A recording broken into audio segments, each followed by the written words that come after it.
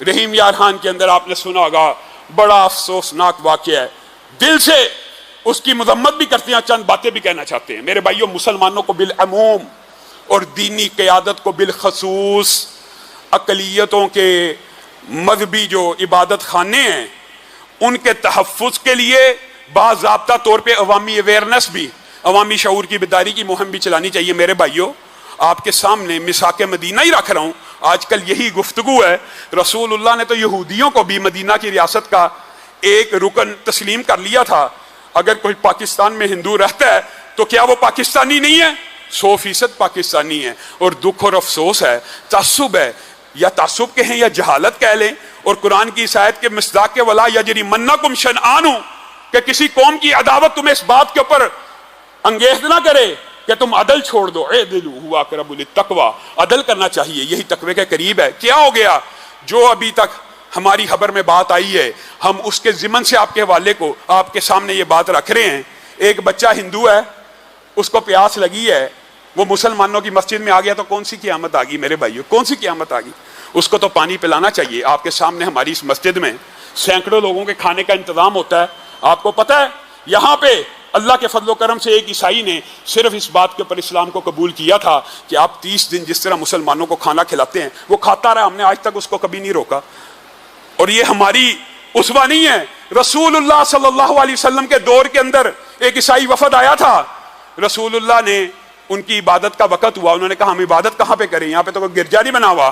رسول اللہ صلی اللہ علیہ وسلم نے اپنی مسجد کا دروازہ کھول دیا تھا۔ کس کا؟ مسجد النبوی کا، کہ آؤ اس کے اندر آ کے عبادت کر لو۔ اسی مسجد کے اندر ایک بدو آیا تھا، اس نے آ کے غلطی سے پیشاب کر دیا تھا۔ تو رسول اللہ نے کہا تھا رک جاؤ، اس کو مت مارو، اس کو اپنے قضائے حاجت سے فارغ ہونے دو۔ یہ ہندو بچہ آیا، اس نے پانی پیا، مسجد کا جو محتمم تھا، میں اس کو جاہل کہوں گا، مجھے نہیں پتا وہ کس مسلک سے تعلق رکھتا، اگر میرے ہی بھی مسلک کا ہو وہ جاہل ہے۔ اس نے اس کو ڈانٹنا شروع کیا، اس بچے کا پیشاب نکل گیا، اس نے مسجد کی توہین کا پرچہ کروا دیا اس بچے کے اوپر۔ اس بچے کی ضمانت جج نے لے لی، اس مولوی نے انگیز کر کے اس مندر کے اوپر حملہ کر دیا۔ یہ سراسر زیادتی کی بات ہے، یہ سراسر تعصب کی بات ہے۔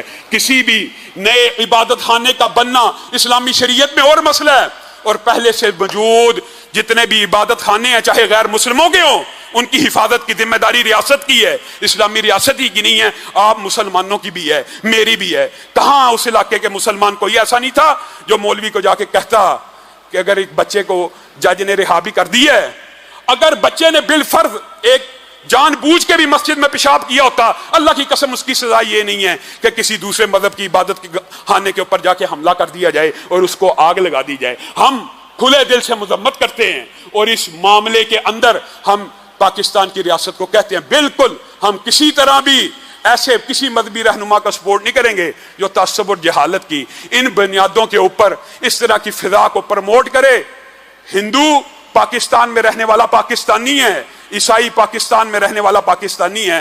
ہم تو آپ کے سامنے پہلے یہ مقدمہ بھی رکھ چکے ہیں، یہ بدبخت قادیانی مرتد اگر اپنے آپ کو غیر مسلم کہہ لیں تو ہم ان کو بھی اقلیتوں کے حقوق دینے کے لیے تیار ہیں، لیکن اپنے آپ کو اگر مسلم کہیں گے تو یہ برانڈ جو اپنے ساتھ لگائیں گے پھر یہ مرتد ہوں گے۔